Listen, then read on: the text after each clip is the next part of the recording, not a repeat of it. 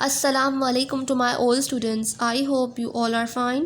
Today we are doing day 5 and our hash is 4. Hash 4 में आज करेंगे हम explanation of apostrophe. What is apostrophe? अभी मैं आपको apostrophe बता दूँ. सबसे पहले हम थोड़ा सा रीड कर लेते हैं. We use the apostrophe with on to show who owns something. यानी कि एपोस्ट्रॉफी हम तब यूज़ करते हैं जब हम किसी और की चीज़ों के बारे में बात कर रहे होते हैं. जैसे हम कहते हैं ना कि ये पेंसिल उसकी है या ये बुक उसकी है. सो एग्जांपल देखिए, अहमद्स फ्रेंड इज़ वेरी हॉनेस्ट. यानी कि अहमद का जो फ्रेंड है ना वो बहुत ज़्यादा हॉनेस्ट है. ठीक है.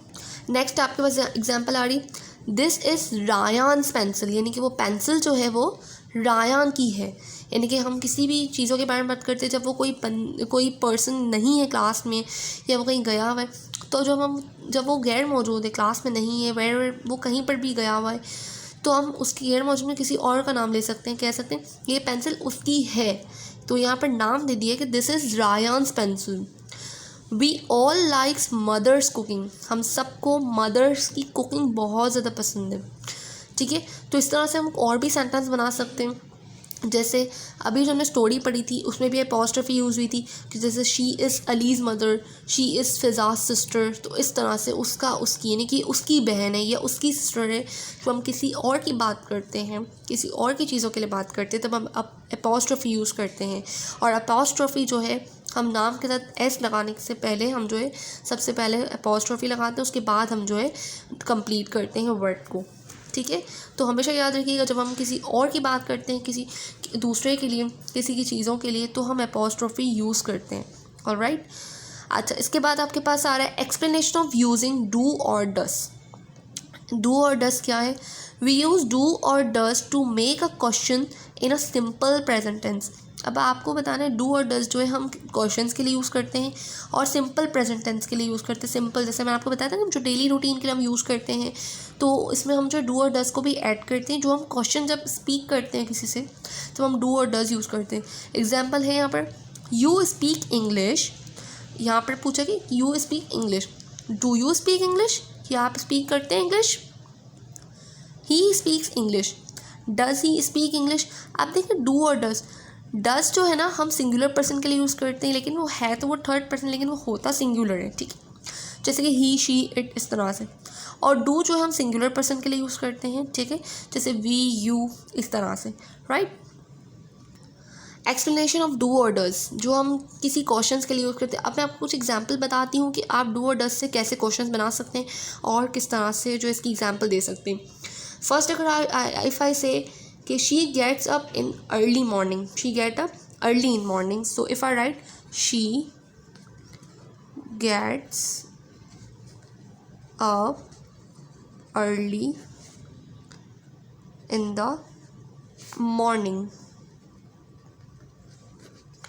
अब ये तो मैंने एक सेंटेंस बनाया. अब इसका जो है हम एक क्वेश्चन बनाते हैं कि कैसे. अब इसमें हम क्या यूज़ करेंगे, डस.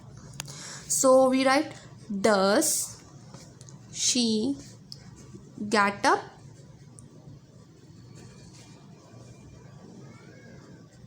Early in the morning. Does she get up early in the, आपको सेंटेंस क्या था, she gets up early in the morning. Does she get up early in the morning, क्या वो गेट अप करती है मॉर्निंग में जल्दी से या नहीं. अब मैं आपको डू का बताती हूँ. एक डू का है, we do not eat food. We do not eat food. अब क्वेश्चन क्या बनेगा, डू वी ईट फूड, क्या हमने खाना खाया. Do we eat food. तो इस तरह से देखें डू और डस जो है हम डेली रूटीन के. अब देखो डेली रूटीन का मैंने बताया था आपको कि आप रोज़ उठते हैं, क्या वो जल्दी उठ रही है या नहीं. We do not eat food, हम खाना नहीं खाते, क्या हमने खाना खाया. तो इस तरह से आपको क्वेश्चंस वगैरह इस तरह से डू और डस यूज़ करने हैं by your own in your daily routine. Alright.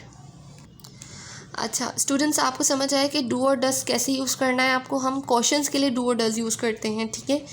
अच्छा, इसके बाद आपका होमवर्क आ रहा है कि make sentences by using do और डस.